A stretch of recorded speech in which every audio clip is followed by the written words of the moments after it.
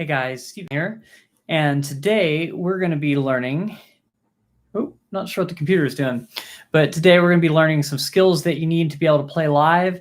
These are also skills that you'll need just to play in general. I consider it to be like an intermediate level of playing. You can play live even as a beginner, I'm sure, but these are skills that just make people want to hire you and things of that nature. And it's not all about playing out live. It's also just about getting better as a bass player. So I say it that way because I see my first comment on here from Alan. Doubt I'll ever play a show, but interesting topic anyway. So it's not just for people that want to play shows, but it's just knowing that you have the confidence and the ability might be kind of nice. So there are 10 things that I came up with that are just things that we kind of need to know if we want to do this. And it includes having great timing, ability to groove, ability to listen is super important. Being aware of tones and what kind of tone you need for specific styles and just settings. Then cliches of each style, consistency, proper gear, and just being prepared. Techniques, knowledge of notes up to probably just up to the 5th fret, but we can talk a little bit about that too. And then basically you just need to be reliable and you need to be willing to put in the effort that it takes to learn the songs. So if you don't know how to learn songs quickly, then you may want to, just try to find shows that you already know the songs, or acquire that skill of being able to learn songs quickly and kind of memorize things. So I hope everybody's doing okay out there. How's the sound? Can you hear everything okay? I'm going to play a little bit so you can get an idea of it. That's really low heavy. Let's give it some mid. Speaking of tone.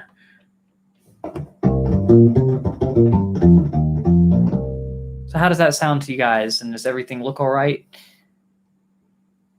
All right. Thank you, Alan. Okay, so I think the most important thing, just as a bass player of any kind, hey everybody, how's it going, is literally going to be timing. I think timing is even more important than notes, although notes are also important. I think the ability to get hired to play a show is really going to be all about timing. Awesome. Thank you guys so much. Hopefully, I've got a new computer, so hopefully we won't have any delays today. If it was the computer messing up halfway through, if it's the internet connection, I guess we'll find out. But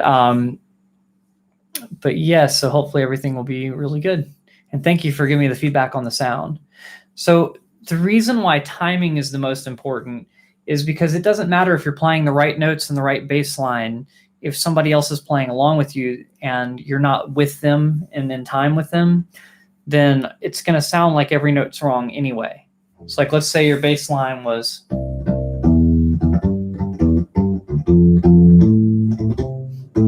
or something, and they're playing up here doing some chords.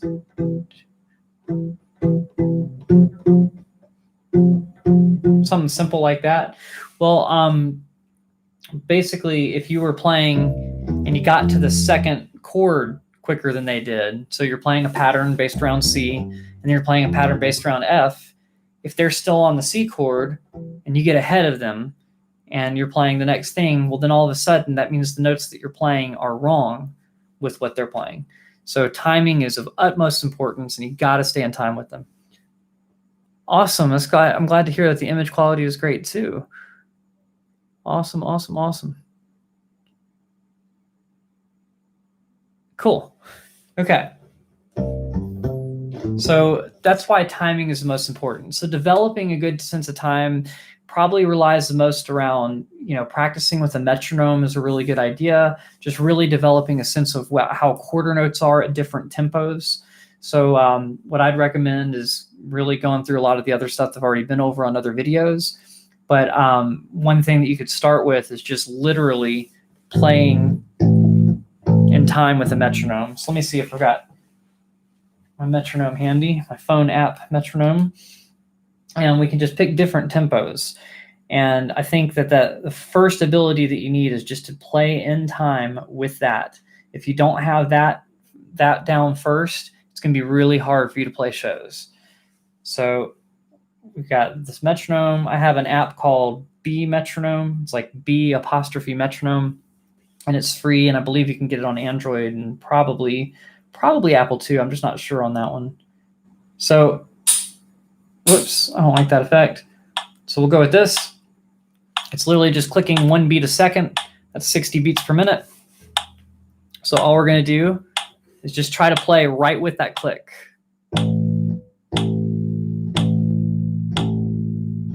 And the goal is to get the attack of the note right with the click.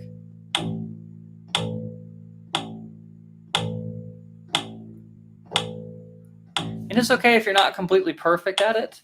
You might still be able to play shows and do all this other stuff, but you want to be as close as possible to being able to do that first. And then after you've got that down, you could practice anything that you're doing in time with the metronome. So that means like playing scales and doing all sorts of other stuff. And as far as is U-bass a good choice for a first string instrument, I feel like it is. So I know that somebody else says they think that you should start with electric, but I'm going to give a real quick reason why I don't necessarily think that you have to start with one or the other. And that's basically the hard thing with U-bass is getting used to the rubber strings.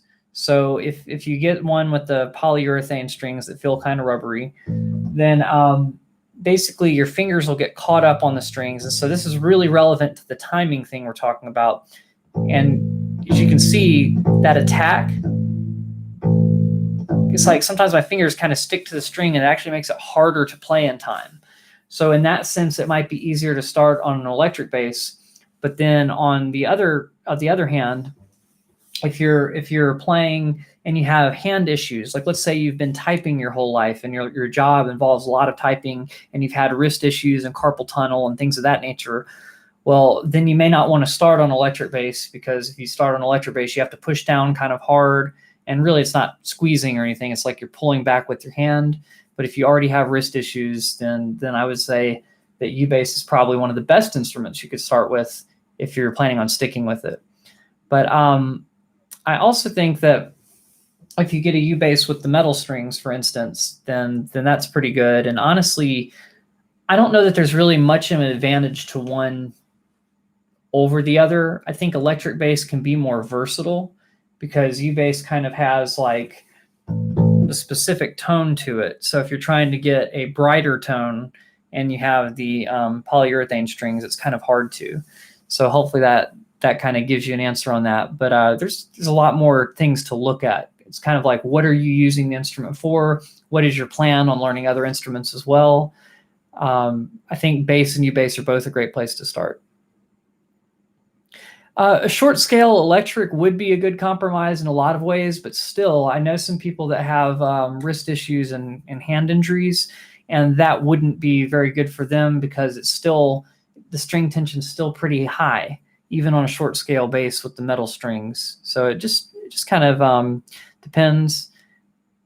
And right, the biggest advantage to U-bass, obviously, all the way around is the size. But hey, we're getting off topic, so I'm going to jump back into what we're working on. But I hope that gives you some ideas of kind of what to figure out.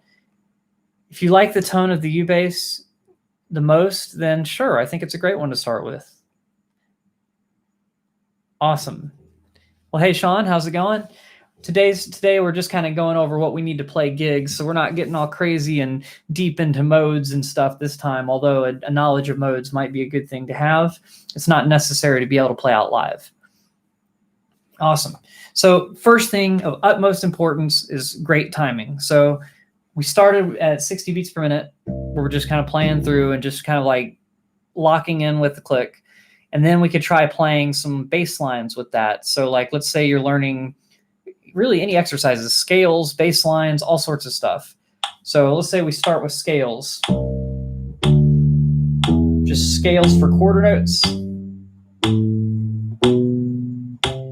Then, you could do whole notes, just be able to play whole notes, half notes, quarter notes, and eighth notes with the metronome, I think would be a really good thing to have, and maybe even 16th notes. But either way, when you're doing all that stuff, whether you're doing quarter notes or eighth notes just the ability to stay on time with that click and the ability to adjust if you find that you're getting slightly ahead. And so that goes a little bit along with listening, because if you're playing with a drummer, you're going to want to go with their tempo. All right.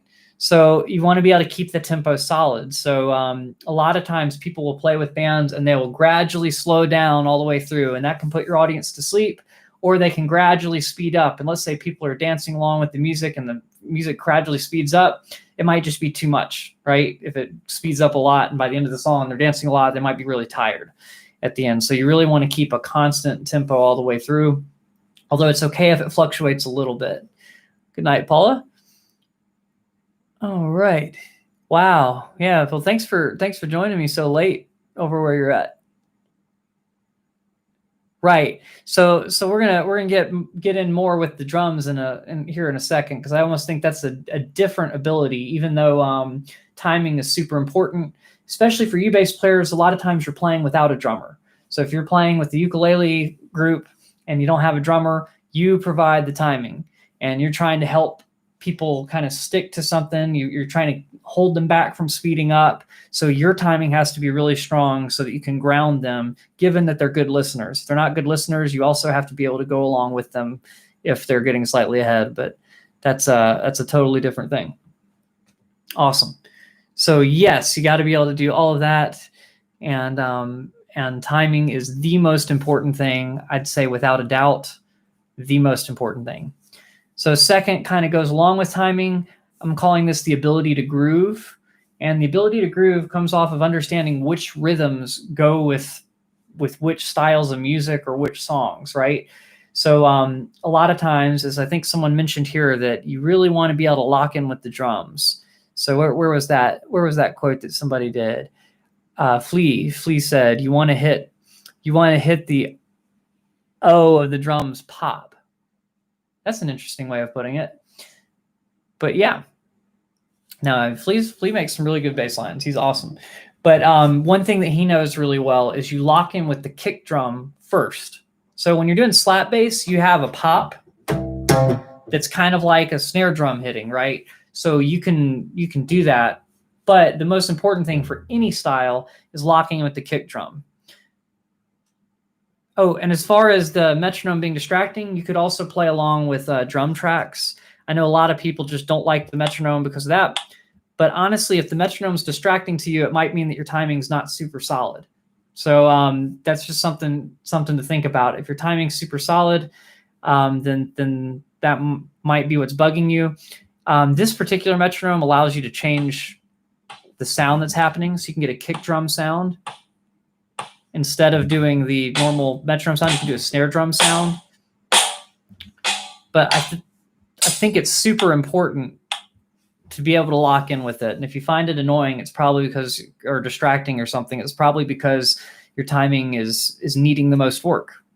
And so that's just one thing to keep in mind. But if it's making it not fun for you, then you could always pull up a drum track. There's a bunch of YouTube drum tracks where people are just playing simple beats at different tempos. So I recommend that too. You can just type in what tempo you want, like basic drum groove at 60, and you'll probably get the boom, pop, boom, boom, pop, or boom, pop, boom, pop. And the boom is the bass drum. That's the one we want to lock in with. Okay.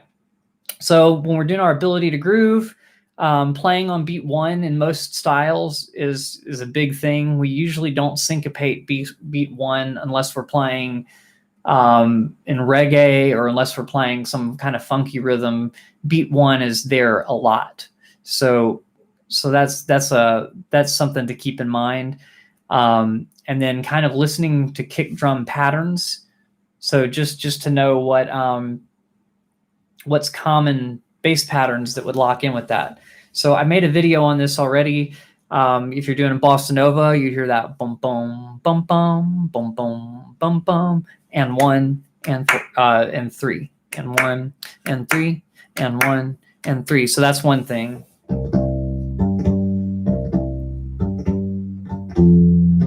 Right. So just knowing what styles you're going with. So that's a really common one. For country music, it's just half notes. 1, 2, 3, 4, 1, 2, 3, 4. Right. So you definitely want to hit beat 1. In funk, a lot of times, like let's say the drums are going boom, boom, cut, boom, cut. That's not really funk. It's really more like 90s pop or something. But boom, boom, cut, boom, cut, boom, boom, boom. So boom, boom, 2, 3, and 4, and 1, and 2, and 3, and 4, and boom, boom. Yeah, so you know that that's the basis of the groove, and then you can kind of add notes around it, but you want to make sure that those notes lock in with the kick drum as much as possible. That's the easiest way to get a strong sound and a strong groove. Okay, so getting those patterns down, even if you're playing with a ukulele orchestra or something, they're providing the other drum sound when they're strumming, because sometimes the songs will have a backbeat to them, and so you might get the snare drum sound from the ukulele playing a percussive kind of rhythm.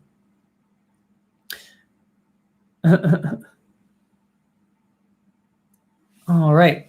So basically, I'm not sorry. I keep reading comments and getting off track here.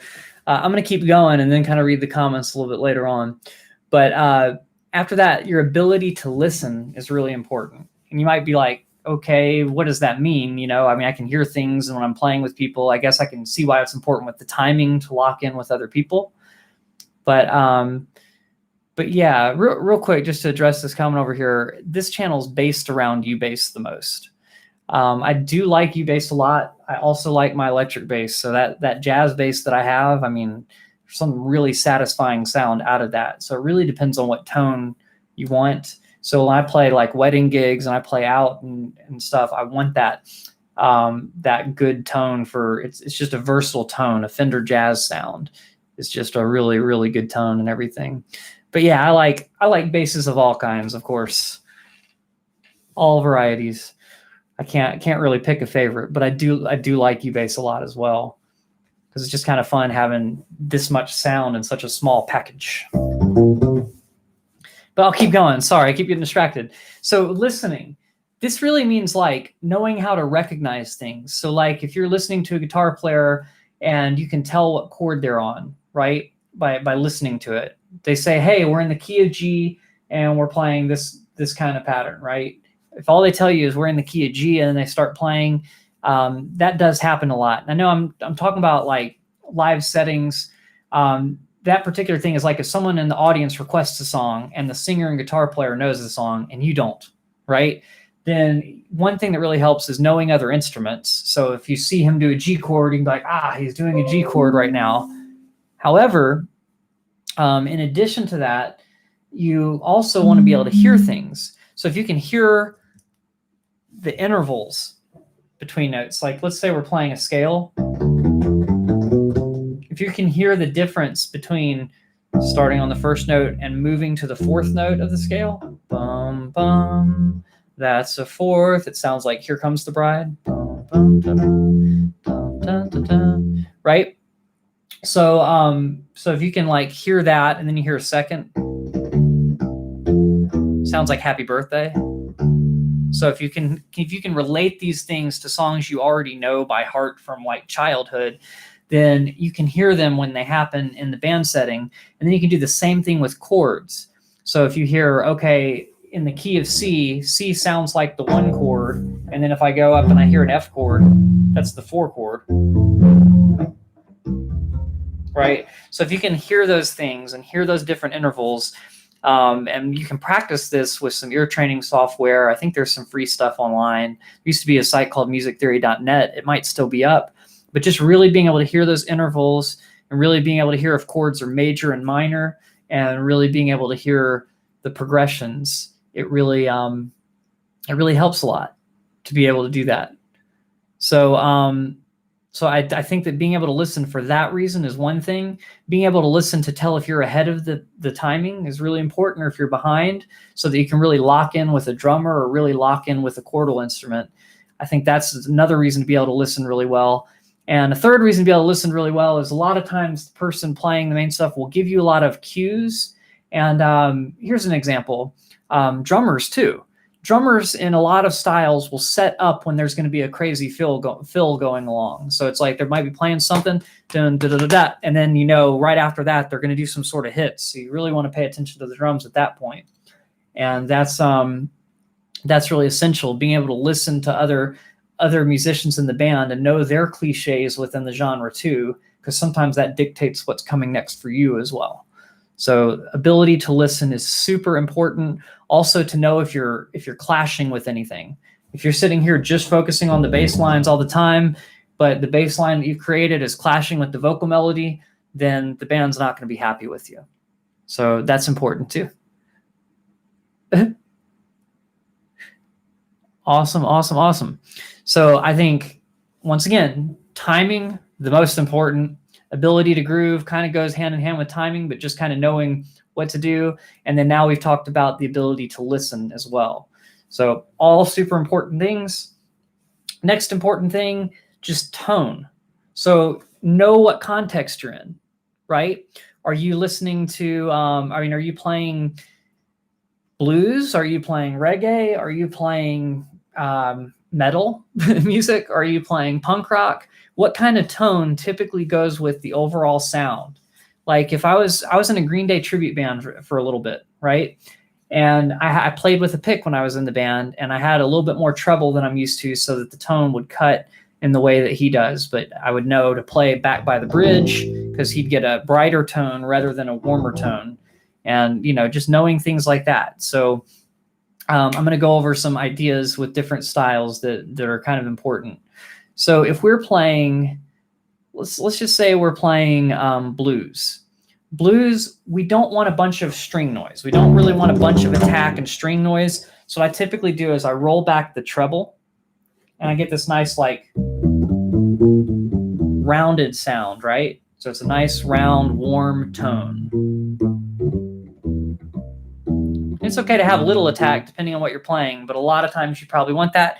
Reggae is another one where it just seems like a lot of the bass players were playing through an 18-inch speaker instead of a 15-inch speaker or two 12s or whatever. So that's an amp-related thing. But if you're playing through a really big speaker, it's not going to support the high end and middle notes. So if you're trying to imitate the sound of that, you're going to roll back the treble and maybe even the mids a little bit and then boost the bass. And you get this really like, it'll have almost no string noise. And it'll have a lot of like low end boost to it.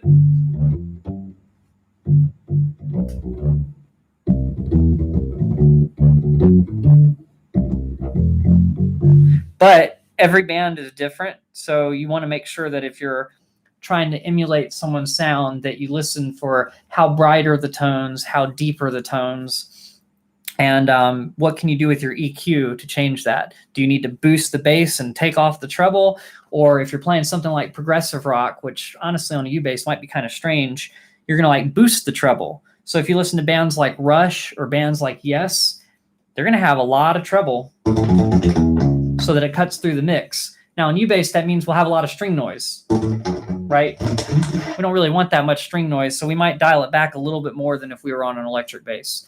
But just knowing that things like bands like Yes and Rush would use a lot more treble rather than like a blues band or a reggae band. And some blues bass players do like a little bit more string noise and stuff, but not a whole bunch. And so same thing with slap bass. With slap bass, we do want enough high end to get a percussive attack. I think, doing it on the rubber strings, it's kind of just hit or miss anyway.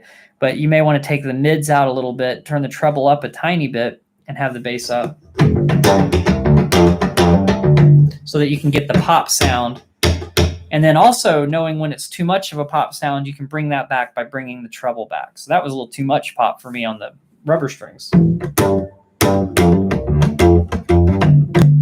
So that sounds a little bit better to me. And right now I rolled the treble back to where it's a little less than halfway up. So hopefully that helps a little bit. Does that kind of make sense on different tones you can do?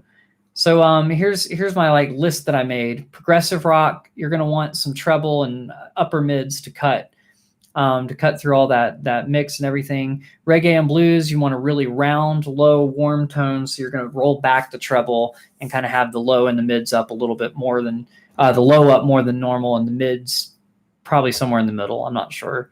And then sometimes you want a muted tone. So this tone comes from a technique rather than that. But honestly, the rubber strings, since they don't resonate quite as bright, I think the reason that people like the sound and compare it to an upright is because they just don't resonate. They don't ring out quite as much. So they already have a muted quality. But if you're playing on metal strings, let me just grab a different bass ukulele, and you want to have a similar kind of sound, you could palm mute with the back of your hand, putting it over by the bridge. It's really hard to hear, I guess. And you can mute it just a little bit.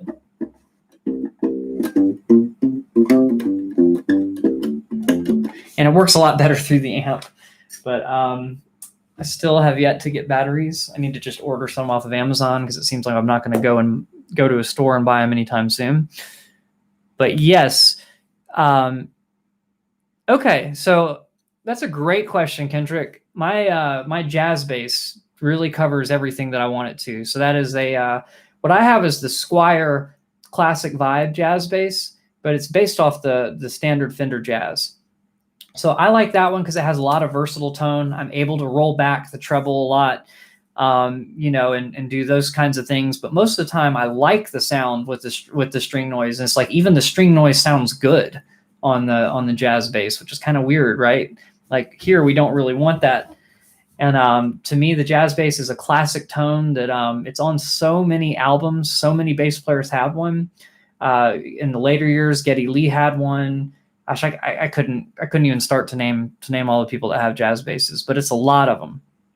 So I think that if you're playing a gig with bass guitar and not trying to sound like an upright, not trying to do this, that, and the other, I feel like the jazz bass is very versatile because if you want to tone more like the U bass, you can always mute like I'm talking about right now with your hand kind of toward the back. And honestly, you can mute on the U bass and on the rubber strings, and rather than sounding like this, it sounds more like this.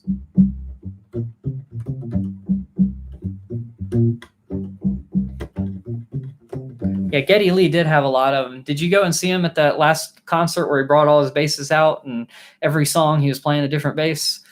That was really cool. But yes, he has a lot. Okay, so Sean has a good question on here. I really want to answer these questions. I think I need to keep going. But honestly, string choice does have to do with tone. So knowing, if you want more of an upright-esque kind of sound on electric bass, muting does that. People like the rubber strings on the U bass because they already do that. They already have a little bit of a muted quality, and it's kind of like a perfect middle ground. They still support a lot of low end, but they have a good middle ground. So imitating an upright bass, I feel like either muting if you're on an electric bass helps, which is why a lot of the Motown era stuff, they had mutes. They just put like a piece of sponge or something underneath kind of towards the bridge so that it would naturally mute the strings. So you can mute with your right hand or your plucking hand over by the bridge, or you could also mute with your other hand by using like a finger right in front of where you're fretting, just to touch lightly, and you get different kinds of muting depending on where you mute from. Right? Okay. So that helps a little bit. So for country music, it seems like a lot of times you want a warmer tone, but modern country, you might want a brighter tone. Jazz, if you're playing modern jazz, anything from like the 70s and newer, they started using like the pickups, the same kind of pickups that we have in the U bass, really. And that's why I think that when I did my upright bass versus U bass video from a while ago, they were pretty similar because the pickup kind of works the same. So the tones weren't that crazy different through an amp. And so I think that's another reason why the U bass sounds a lot like an upright bass, is because the way the pickup works and how it picks up the vibrations. Okay, so let me go through the styles again, just make sure I'm doing this in order. Progressive rock would have a lot of treble to cut. Reggae and blues would have a lot of low end and very little treble to get a nice warm sound.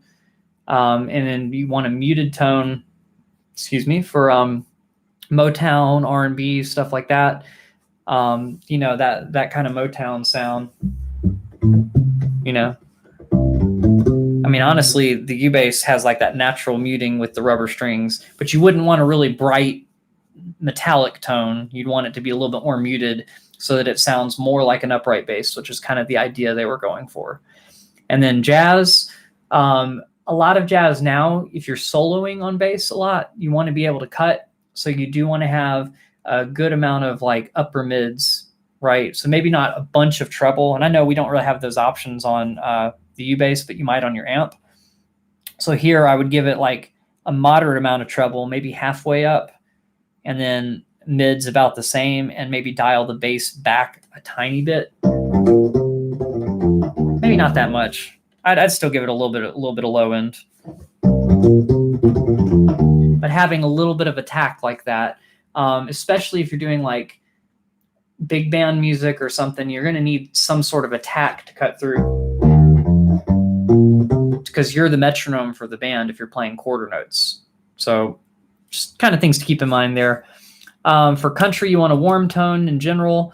And for rockabilly, you want a warm tone, but you still want the strings to be able to slap, right? And so that's the same with bluegrass, I guess. So it's a fairly warm tone, but you still want the strings to be able to slap. So you might want just enough high end to pick up the slap, so you don't have to slap harder to make up for it. All right. So slap like now. Okay, I'm still in Davey 504's line. Or just slap the bass now.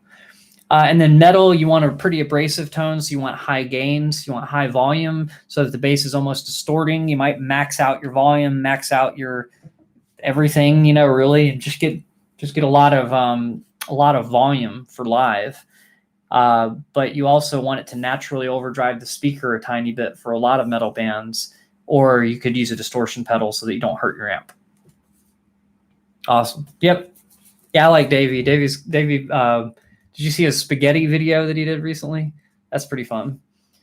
But yes, to answer one of the questions, what's a good bass that can get a variety of tones? For me, the Fender Jazz and the Fender P bass. If you had both of those at a gig, you'd probably have every tone you really need. I mean, it won't get you the Music Man tone that a lot of people have, like.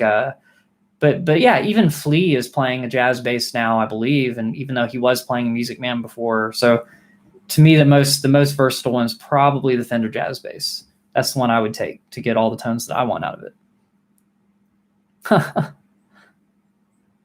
Okay, so that's tone. So we've gone over timing, ability to groove, ability to listen, and tone. So 5 is going to be cliches of each style. So obviously, I'm a big proponent of the blues. You should all know the blues. You should all know those cliche lines like, right? And you know this is the 12-bar blues.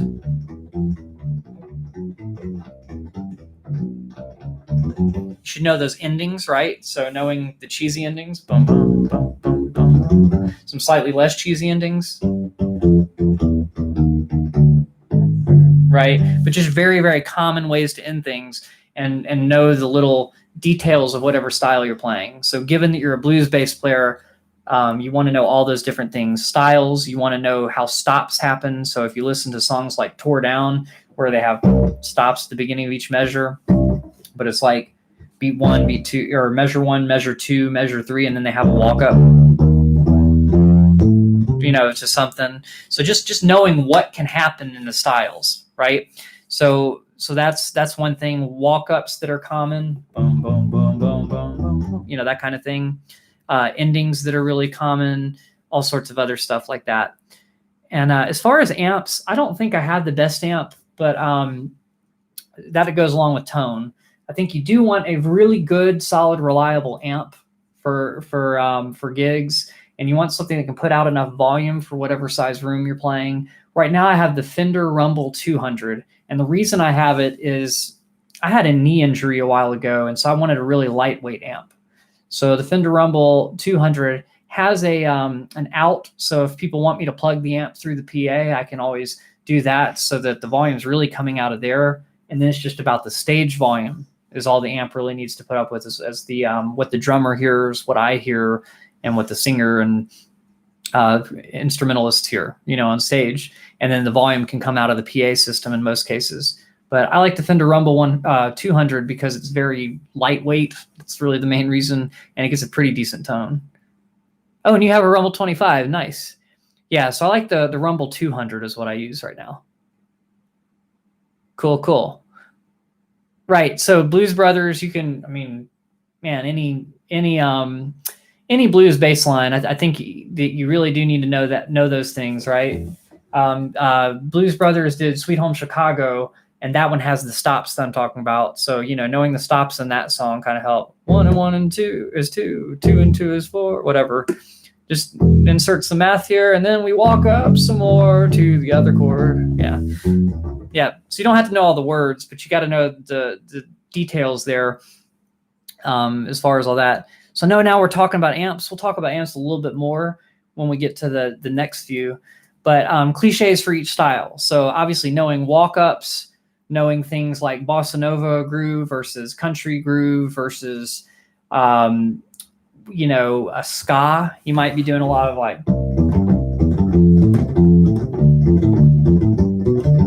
things like that. So certain cliche things like that.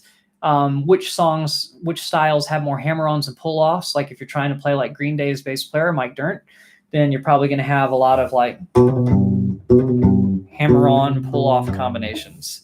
So getting used to that, and just a whole bunch of stuff like that. But I do think that every bass player should know the blues, because at some point, if you're a gigging bass player, you will play the blues.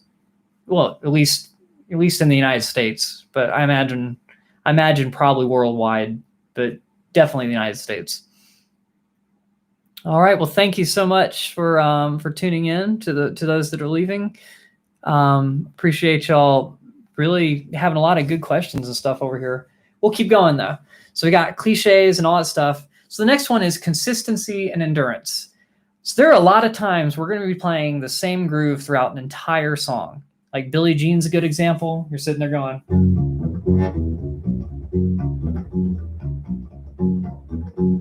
right? You're not playing that the entire song, but a good majority of the song you are.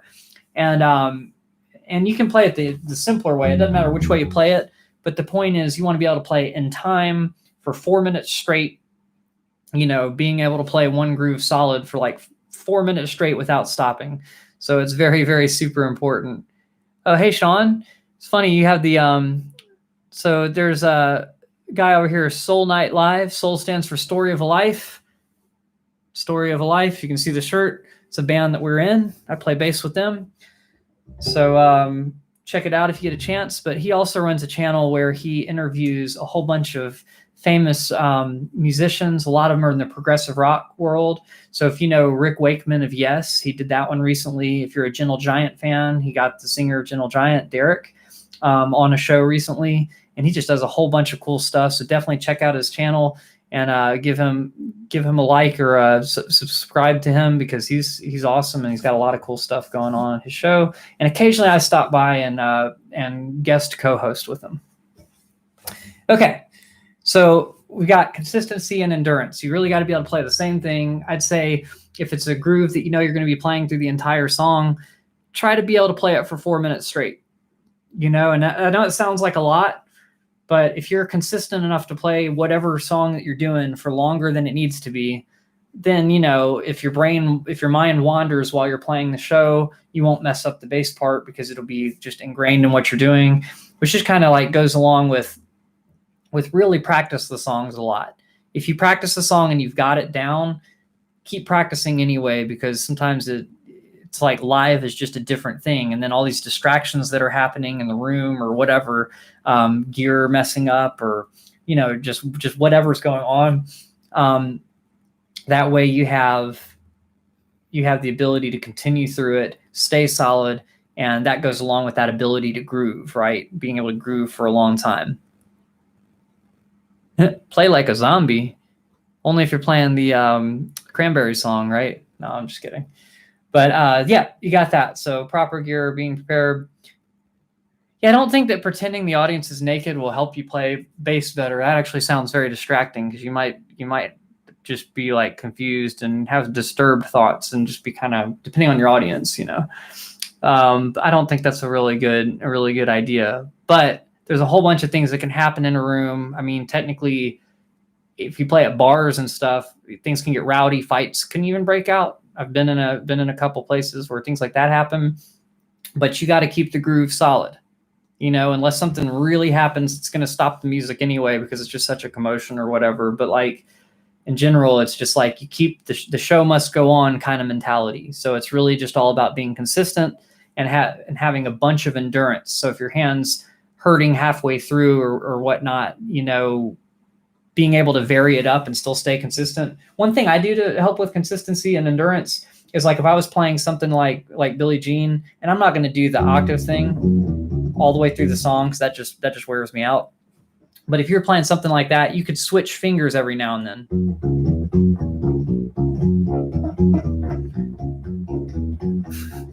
Oh man, what have we gotten into over here in the comments? Man, y'all are taking us pretty far all over the place.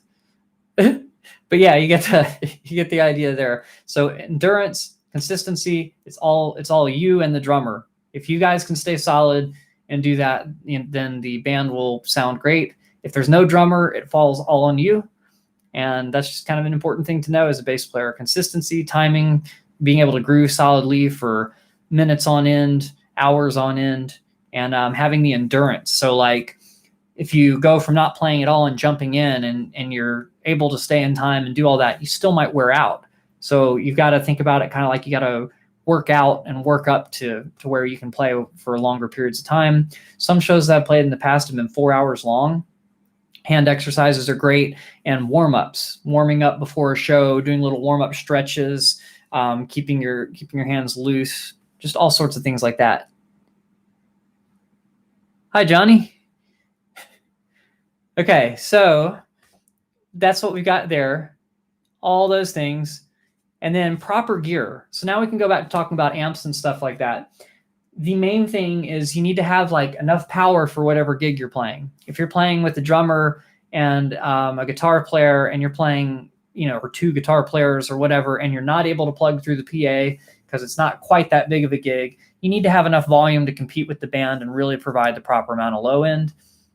I feel like having a 200 watt amp is enough for most of the gigs that I play, but you do want to have enough wattage and enough power to just really blast it if it needs to be, but also know your volume level. Don't have it too loud, but you want to make sure that your amp's reliable. So always check on things before you go to a gig, make sure they work, check on cables, make sure you don't have shorts in your cables because there's nothing more annoying than you go to play and then the notes don't come out. Keep your basses in good working order, like keep batteries in your basses and don't let them die and then not get new batteries. Anyway, if I were gigging, I would obviously have batteries and I'd probably bring a backup set of batteries. So if you have an active bass, bring extra batteries, bring extra strings. You never know. It's very rare for you to break a string, but sometimes you could break a string. So having more than enough strings, just being prepared in all those ways, maybe even having a backup bass wouldn't hurt. And honestly, if you're trying to get gigs with different bands and you're filling in with them, being prepared for them as well. So like if you have picks with you, if a guitar player forgets to bring his pick and you're like, hey, I've got some picks, they might remember that and hire you next time because they know that you got their back, if they forgot something. So a lot of times I'll bring a capo to a gig, even though I'm not going to use a capo on the bass. I'll bring picks, maybe a music stand or something, extra guitar cables in case somebody else needs one, extra mic cables, just things to keep the show going, even if somebody else forgot something or if someone else's components broke. So super important, be prepared and have proper gear. That's less of a skill, I think, but it's kind of like, knowing what properly prepared is kind of a skill. And, when you have things happen, you realize, okay, I need certain backup stuff. So I think that's a really good thing to getting rehired if you already have the gigs. But and then the other thing, like a lot of times I travel around with an amp in my trunk. So there have been times where I've gone to see other people play and their amp messes up on them and I've saved the day by having an amp that they got to use. And that literally happened when I went to see one of my old bass teachers go play a show one time. He's playing with Chris Duarte. They were at a place and his amp just wasn't working. And I'm like, I've got one in the trunk, and saved the day there. Another time I went to a jam just to play, it was a blues jam and I'm sitting in with people and everything. And their bass player didn't show up. He was running an hour late. And they're like, you've got an amp in your car? I'm like, yep. They're like, you want to just get paid to play tonight and just be the house bass player? It's like, sure. So I went to a place just to hang out and, play music, and ended up getting a gig out of it that night just by being prepared when somebody else wasn't able to make it. Okay, so that's the power of being prepared. However, I know right now with the pandemic, a lot of this stuff, it'll apply later, but it doesn't really apply as much now if you're not really able to play shows. Like I said, the only shows I have right now are weddings, but being prepared is super important there. There have been plenty of times where it's been good to have stuff, and it's really helped. All right, so techniques. We already talked about muting earlier with tone, but knowing how to mute, is important. Ability to run scales, just so you have the dexterity to play a lot of things, and the ability to alternate your fingers is really rather important. Is it super important in a country gig? Maybe not. You could probably play with one finger if you're playing root fifth most of the night. Right? You could probably play like that. But let's say that there is a faster song at some point and it has some runs that you need to go boom, boom, boom, boom, boom, boom, boom. It's really important to know scales, and I think that alternate picking can really help, especially on faster songs. Like I said earlier, things like hammer-ons and pull-offs, like especially if you're playing like a Green Day song, you might need that technique down. Slides, if you have songs that go, sounds, it gives it a little more stylistic thing than just going. So for different styles, I think having techniques like slides, hammer-ons, pull-offs, the dexterity to run scales, muting, trying to think of other things. Slap, if you're doing some funk stuff, you want to be able to slap. Probably won't be like essential to most gigs, but you never know. Ability to play chords occasionally, because let's say you're playing a trio gig and you need to fill out the sound a little bit more, especially things like the tenths, doing the, so like 3rd fret on the E string and 4th fret on the G string, for example. I have a lesson on tenths. It's an interval. It's a third spread out over an octave. If that's confusing, don't worry about it, but those kinds of things can help. So technique is really important. Okay, so we got 2 more things. That's 8 of 10. So let me go over all of it real quick. Timing is the most important. Ability to groove and ability to listen. Groove goes along with timing, but it's also just about knowing what to play. Ability to listen is talking about intervals, being able to hear chords. It's really like, you don't need perfect pitch. You don't need to hear a note and be like, boom, that's an A. But if you know that someone tells you that first note's an A, being able to figure out what the other notes are in relation to that are super important. The ability to listen, so that's that. And then tone, knowing, how much treble, how much mids, how much low end you need for particular styles. Cliches of each style is number 5. So that would be, knowing the walk-ups and the blues, the endings, stops, things of that nature that just happen. Cliche endings, country, boom, boom, boom, and blues, things of that nature. Okay, and then consistency and endurance. You're going to have to play the same groove for 4 minutes at a time a lot of times, so being able to do that. And if you get a gig, you're going to have to be able to play for several hours in a night. So just doing the proper warm-ups and having the ability to play that long, having the technique to be able to stay relaxed enough to keep the endurance up. All that stuff goes with endurance. Proper gear and being prepared, amp, cable, bass, have a checklist. I didn't say this earlier, but when I do the wedding gigs, in fact, I think it's in this journal. Let me scroll back a little bit. You can see I script out my videos in here too, but my wedding checklist right here, it's got a whole bunch of things on there. If you know you're like me and that you have to eat, whoops, what is it doing? All right, my computer's being crazy. Give me a second. Okay. Since I have this set down on the keyboard, occasionally I push buttons. But yeah, I have a checklist so that I make sure that I'm prepared for the weddings. Because if I forget something, it can be really bad. And, if people are relying on you, and, just make sure your gear works, make sure you got everything that you need, all that jazz. And then technique, muting, sliding, all that stuff. So that's everything we've covered up to now. Now we just got number 9 and number 10. Number 9 is knowledge of notes up to the 5th fret. I mean, if somebody tells you, hey, it's a G chord, a D chord, and a B minor chord, you need to know where a G, a B, and a D are, right? So knowing your names of your notes up to the 5th fret on every string is really important. I think starting out, just knowing it on the E and the A string is important. So that's E is open, F is the 1st fret, F sharp is the 2nd fret, G, G sharp, and then A. So that 5th fret is the same as the open A string.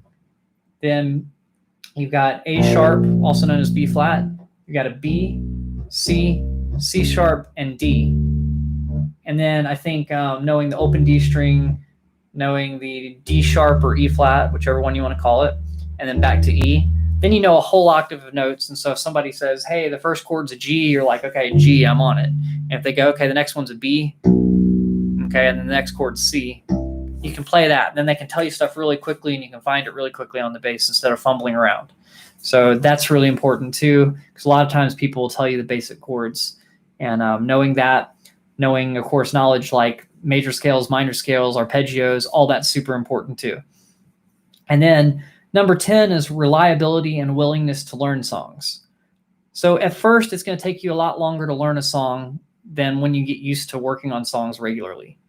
So you got to be willing to put the time in. If somebody hires you and there are 20 songs you don't know on a list, which is the case with a lot of these weddings, you're going to have to spend the time to organize it, write out what you need, have a little cheat sheet or whatever you need. And if they want you to memorize stuff, then you got to memorize all of it. So just make sure when you accept a gig that you have enough time to do that. And, just be reliable, be on time, be punctual, and all those other things. All that's super important. Okay, so Kendrick, that's a great question. Thinking about using open strings. Once again, this goes back to the tone and the cliches of each style.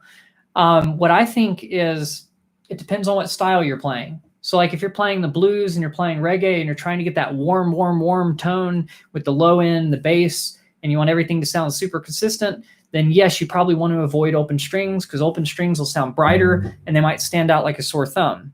However, sometimes you might want that sound. Like Jocko, when he plays open strings, it's on purpose to kind of accent things. So, he really wants that punchiness of the open string sound. But it depends on what your goal is with the song. Do you want everything to be the same volume and have a consistency of sound? Then you probably do want to avoid open strings. But if you want a kind of brighter sound and occasionally have notes that stick out a little bit more, then I think it's important to certain styles to have the open string in there instead. But that's really all the thought that I give it is just, does the song sound like they're using open strings? Then I'll use an open string. Does it sound like they're not? Then I probably won't. But yeah, excellent question. It is a matter of consistency of tone. But a lot of times it's not super important. But I know on upright bass it can be a lot of times too, because it's just a note will stand out like a sore thumb. And then all of a sudden you've got all these other notes that are just warm and kind of mellow. It's like, let's say I'm playing and I decide to play it with open strings. You can really tell they kind of like stand out a little bit more. And then that's another thing with tone. I'm going to go back to tone. Also, what position you're playing in on the bass. You'll get a brighter, punchier tone when you're playing down below the 5th fret, but you can play those same notes up higher and you get kind of a warmer sound, although the intonation on the U bass gets worse as you go up the neck. So you may want to keep everything down low on the U bass. On a bass guitar, you get a warmer tone there than that bright tone down here. So just something to keep in mind too when you're thinking about that. All right, so that's basically it. If you know the timing, you have the ability to groove, the ability to listen, you know what to do tonally for what genre you're playing, and you do a little bit of research on that before you go to the gig so that you know how to get the right sound out of whatever bass you're playing. You know the cliches of each style. You know you have the consistency and the endurance to be able to play all night and all the way through the song using a particular groove. You have proper gear, of course, and making sure that all of it works. Then you're on time and everything like that. Technique, You have the technique that's required for the songs that you're playing. Knowledge of notes up to the 5th fret on every string. You may want knowledge of the whole entire fretboard. It just depends on what kind of gig you're playing. And then reliability and willingness to learn songs just means know that if you're like, I'm playing a 3-hour gig and I'm a professional musician, doesn't mean I'm going to spend 3 hours this week playing. It means I'm going to spend 15 hours this week, maybe even throughout the week, like 2 hours this day, 1 hour this day, making charts for the songs or finding all the resources I need to really learn the songs and commit them to memory. There's nothing worse than being at the gig after learning all the songs the day before. I say this from many years of experience. Sometimes at the wedding gigs, this happens. You might wake up, go to the gig, and there's a song that starts with bass. And for the life of you, you can remember the notes, but you can't remember the rhythm. It'd be nice to have a little cheat sheet that tells you what the rhythm is so that you can kind of jog your memory or something like that. So being prepared and knowing what you need for each song to be able to deliver on the spot when you get there. But hopefully that answers a lot of questions that you guys have. And just coming from someone that's played a lot of shows, if you really nail all that stuff and you're really constantly improving on those 10 things, I think that you'll be able to keep gigs if you get gigs, and people will be happy with you, because a lot of people don't know to think about these things. Like they'll play the entirely wrong tone for something and not blend with the band well because they're playing too abrasive of a tone and they're playing with a reggae band or something. So just things like that to keep in mind. All right. Oh, so now let's go back to questions that are in here. So let me move this off of the keyboard so it stops bumping things, and answer some of your questions. So Seth has the question, what's your favorite hand exercise or stretches to do personally? Well, I have a lot of wrist tension. So what I do a lot is I stretch my hand like this, and I stretch it like that, and I hold each for about 10 to 15 seconds. So that's a hand stretch that I do because this hand in particular, I have a lot of tension and have, some previous injuries here. So I got to keep that loose. As far as like hand exercises, a lot of times, I like doing warm-up exercises on the bass. So I know it's like, it's the beginner exercise. It's a great way to warm up, and then going slowly and doing things like that. Doing scales out of order.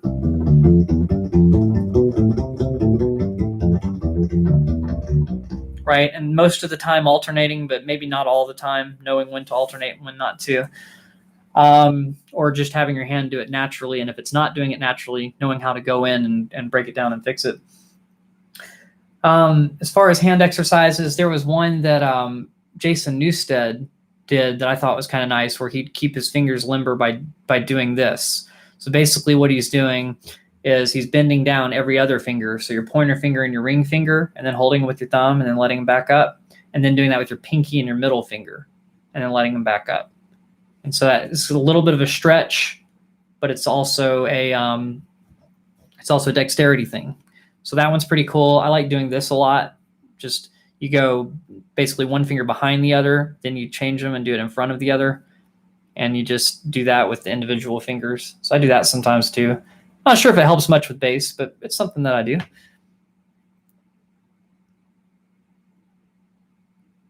Okay, so that's a really good question, Kendrick. You're onto something there. Honestly, it's almost less about the strap, although you want one that evenly distributes the bass. So most of the time, you're only distributing it here. I mean, maybe there's something that you can do to have it more distributed, like a wider strap. So that's why a lot of people have those really padded wide straps, is so that it goes all the way across the shoulder instead of just pinching one part.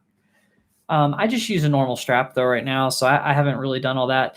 What I found though is the weight of the bass is a big deal. So you may want to get a lighter bass.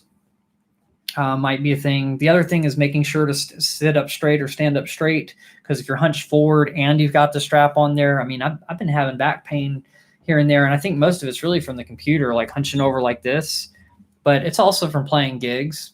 And if you don't have proper posture and you don't have your shoulders, straight, then you might be constricting some stuff that can affect you all the way down the arm.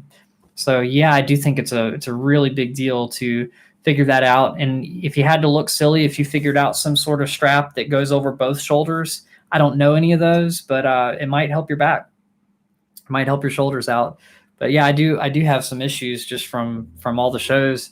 It's one of the reasons I don't do 4-hour gigs anymore. Is 4 hours of just having that like that is just too much sometimes. Finding a lighter weight bass is important. The reason I don't play my 6-string Warrior much anymore is honestly that's because the neck's so wide that when I'm going over, I almost have to like curve my wrist more. And I just noticed that it hurt my wrist over time. So I just really can't play it as much anymore for gigs. I could play it for like a few minutes at a time or something, or just for fun.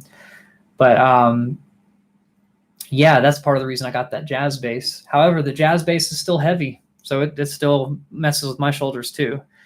But yeah, I think finding one of those straps that's wider would help with that. But then also having a bass that's just lighter and is very balanced. You don't want a bass that's super neck heavy and constantly pulling down this way, because that'll constantly be pulling the strap forward like that too. So yeah, I know your pain there.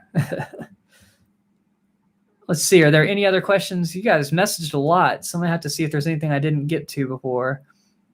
The Roland Cube, talking about works at bedroom gigs. That's a really good one.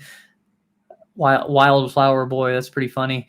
That you say bedroom gigs. Yeah, you don't really want to use one of those for full band gigs unless you have an output that you can plug it through a PA system. Then it might work.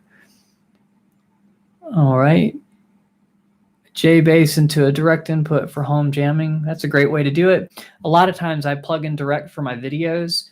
I think that I can only plug in one input at the moment. I mean, I have the Scarlett Solo, and occasionally it works to where you can plug both in, but it seemed to stop working that way for using the webcam and that together. So I've just been plugging in through the PA system back here, which is why my tones they're cool, but sometimes they have reverb to them and stuff like that. That's why I'm not playing through bass amp right now. I'm playing through that speaker back there, the PA system, and the head is off screen, just past the speaker.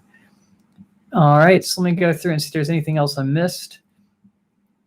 Recommendation for a portable practice amp. I mean, honestly, the other guys on here have some good stuff, like that Roland Cube isn't a bad one. But there's a lot of people that go over amp choices on Ubass Freaks on Facebook.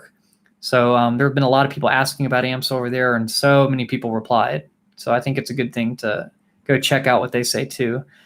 But portable amps, I think that the Roland one is good. I keep hearing something. I mean, it depends on if you want a battery-powered amp or if you're wanting one you can plug into the wall. There's a lot of options if you want to plug in. Okay, so what kind of amps do you use at gigs? I already answered that one. The Sterling by Music Man is a good one. Okay, let's see. The challenge videos. That's cool though. We talking about Davey with the challenge videos? Yeah. So yeah, I like what he does. I was thinking about adding more memes into it, but it seems like the only meme that I do is basically. I say basically, and sometimes I put it up on the string. Since I say the word so much, might as well make it a pun every time. And if I say you basically, like you basically have to do something. You basically have to try different amps and stuff. I don't know. All right, so let's see. Any more questions? I'm gonna scroll down and see the new stuff at the bottom here in a minute. I'm just scrolling through the whole feed first. All right. I think I already answered that one about which bass would I bring. The jazz bass is pretty versatile, so Fender Jazz is probably the most versatile thing. Unless you need a 5-string or a 6-string, in which case I have an Ibanez 6-string that I bring, and I bring that instead of the Warrior, especially to outdoor gigs, because if it rains, I don't want it to rain on a $2,000 bass, you know. Okay. So progressive, tech, death metal.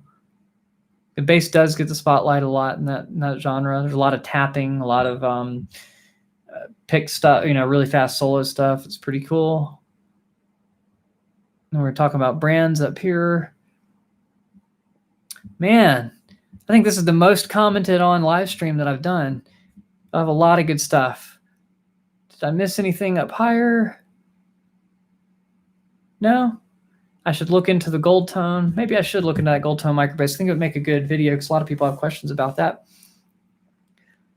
A Rumble 15, that one's pretty good for a portable amp too. The Rumble series is just good all the way around. I've been really, really happy with it. So that's a great point. All right. And I think that's really about it, unless you guys have some more questions. Does anybody have any more questions about anything here? Anything I went over earlier that you want me to go more in depth on, or anything of that nature? Just let me know here.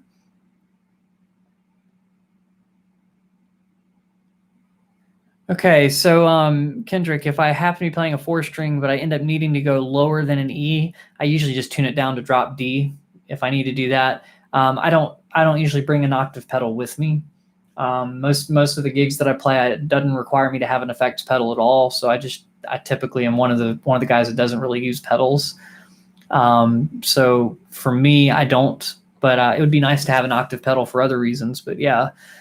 But that's a good question. No, I typically just tune down if I have to, because it's usually songs in drop D. I'm not usually playing in metal shows or anything. And if I was playing in a metal show, I'd know about it ahead of time and bring the 6-string bass or a 5-string bass.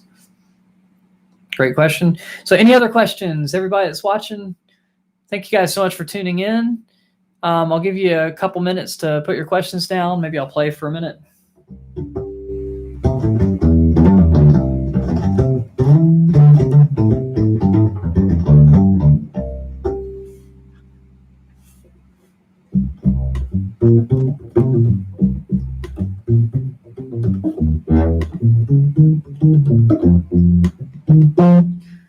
That's a good question, Kendrick. I just use what came on it right now. So a lot of times I think I buy the D'Addario strings. Honestly, I'm about to need to change the strings. I got that bass in January, and sometimes I let it go a little bit on when I change the strings, but they still sound good. So it's just whatever it came stock with now, but I almost feel like it has the colored ends. So it's probably the D'Addario strings that I normally use. They aren't necessarily the best strings or anything, but they're fairly affordable. They last a decent amount of time, and they get all the high end that I need out of them. So I consider those pretty good.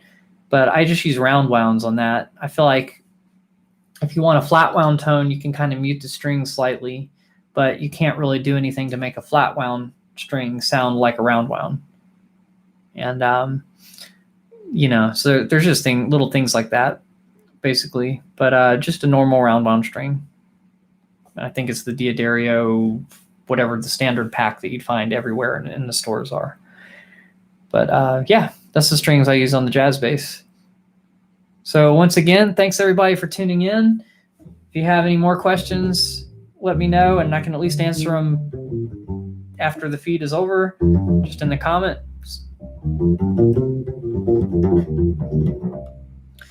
But yeah, thank y'all so much for tuning in. I've got this new computer now, so it seems to handle the live streams better. Hopefully it'll continue to. Sponge, size, shape, and type.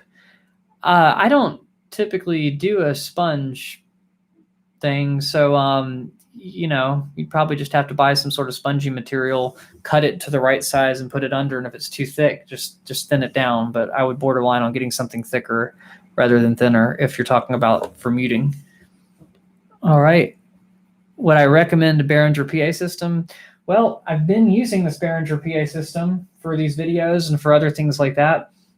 And it's been good. It's been good for me. It's probably played hundreds of gigs, and it's not the most durable thing. So it's like I don't have issues with it, but the screws that go in, sometimes they start coming loose after a while, and so it's missing a few screws. So the face will move a lot, which is kind of weird. But that didn't happen for several years. And you got to remember, I had the PA system in my trunk most of the time, because there was a time where I was playing Mexican restaurant gigs with the acoustic guitar and singing. And so I'd play 2 of those a week. So I would just keep the PA system in the car with all the driving I was doing throughout the week, and that banged it up after a long time. But yeah, I'm using the Behringer PA right now, and it works pretty well. What do you mean by what setup? Because I mean, you've heard me play a bunch of different basses through it, right?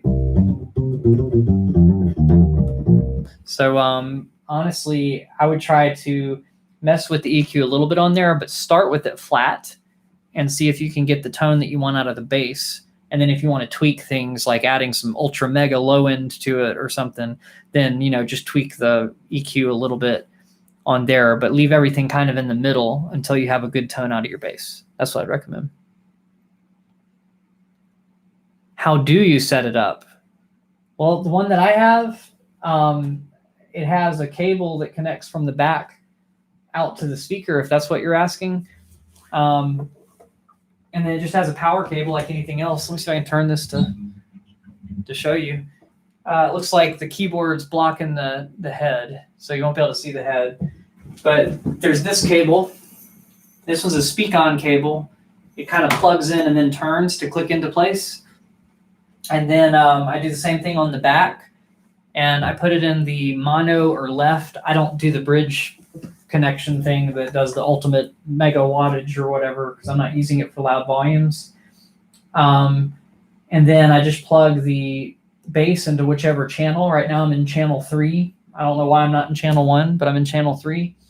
And you just set the EQ how you want. And is that basically what you're asking? And then you could start with the EQ flat, and then what people generally do is they lower the middle EQ and kind of give it a little bit of a scoop, just a tiny scoop.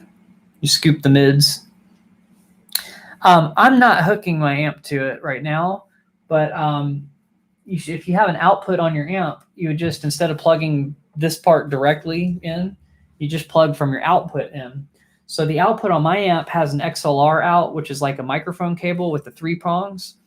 And what I would do there is find the output on the back of the amp that has that, plug that into that the output from the amp to one of the inputs on the PA where the microphone would normally plug in.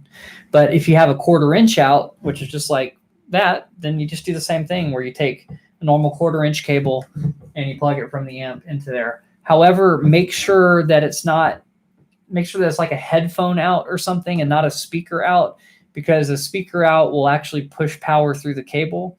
And if you have power through the cable going in there, it can be too much for plugging it in that way. But there are other ways to connect a speaker to another speaker if you have a powered out. So you need to know if your amp has a powered out or an unpowered out. But yeah, just hooking it up with cables like that. But right now I'm not even plugged in through an amp. I'm just plugging the bass directly in. But if you're at a gig or something, I'm guessing that's what you're asking, then that would be the different thing that I would do. Did that answer your question, or was that confusing? Hopefully that made sense. But I can answer more in comments or on messages or whatnot, and Patreon and whatnot. But thank you guys so much for tuning in. I hope you got a lot of value out of this. If you did, please hit the thumbs up. And I think you're all subscribers, so I don't need to ask y'all to subscribe. But thank y'all for watching. And I will see you on the next one. Next Thursday, I'll have another live stream. And, of course, next Tuesday, I'll have a video. And this week, I'm not going to put out a 3rd video. So it'll just be next Tuesday, because I've got 2 wedding gigs this weekend. And one of them's on Saturday and one of them's on Sunday. So I'm going to be applying the stuff that I talked about learning these songs and making sure I'm prepared and doing all that stuff. But thank you so much for tuning in. It's good to see a lot of familiar faces. Kendrick, Robert, Seth, and Paula, the last 4 people to comment. Y'all are very supportive and here on most of them. So I thank y'all for that. And I will see you guys next time. Have a good week.